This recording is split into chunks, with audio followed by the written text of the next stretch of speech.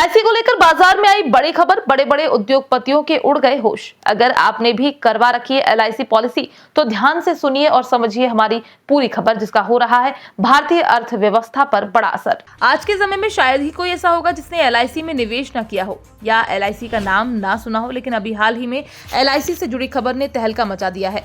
कहा जा रहा है कि अभी हाल ही में एलआईसी को बड़ा घाटा हुआ है, जिसका प्रभाव देश की तमाम बड़ी कंपनियों पर पड़ा है।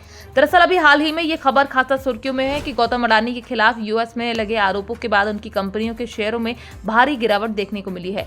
यही वजह है कि एलआईसी से संबंधित स्टॉक्स में पैसा लगाकर बैठे निवेशकों को भी घाटा हुआ है। तो वहीं इन्हीं निवेशकों में से एक सरकारी insurance company life insurance corporation भी है।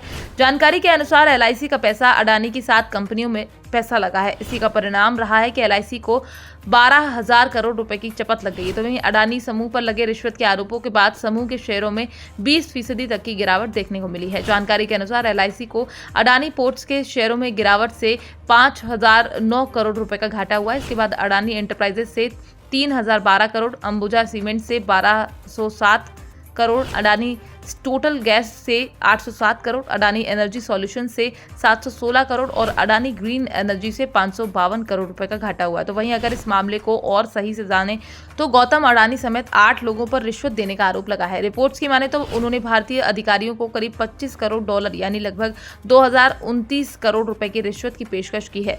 सटीक सूत्र कहते हैं कि ये आरोप न्यूयॉर्क में लगाया गया है। आरोप के मुताबिक ऐसा 2020-24 तक किया गया है। इस मामले में अडानी ग्रुप के चेयरमैन गौतम अडानी के अलावा 7 और लोग भी शामिल रहे हैं। तो वहीं अडानी की एक कंपनी को 8 गीगावाट रिन्यूएबल एनर्जी भारत सरकार की solar energy corporation of India को सप्लाई करने का कॉन्ट्रैक्ट मिला था। केंद्र सरकार सौर ऊर्जा से बनी इस बिजली को राज्यों को बेचती। हालांकि तब से लेकर अब तक केंद्र को इसके लिए खरीदार ही नहीं मिले और ये सौदा आगे नहीं बढ़ पाया। इसके बाद अडानी समूह ने अधिकारियों को कथित तौर पर घूस देना शुरू किया ताकि वो कंपनी को एनर्जी सप्लाई के कॉन्ट्रैक्ट दिला सके। इस मामले को लेकर बताया गया है कि इस सौदे के तहत अडानी समूह को 20 साल में 2 अरब डॉलर का प्रॉफिट होना तय था। इतना ही नहीं, अडानी के खिलाफ ये आरोप जस्टिस डिपार्टमेंट के अंतर्गत के आपराधिक प्रभाग के deputy assistant attorney general Lisa H Miller के द्वारा लगाए गए हैं। इस मामले में एक औपचारिक लिखित शिकायत पत्र भी दाखिल किया गया। इसके बाद गौतम अडानी और उनके भतीजे सागर अडानी के खिलाफ अरेस्ट वारंट भी जारी हुआ है। हालांकि अडानी समूह ने केवल इसे निराधार आरोप करार देते हुए कहा है कि इस संबंध में हर संभव कानूनी विकल्पों की मदद भविष्य में ली जाने वाली है।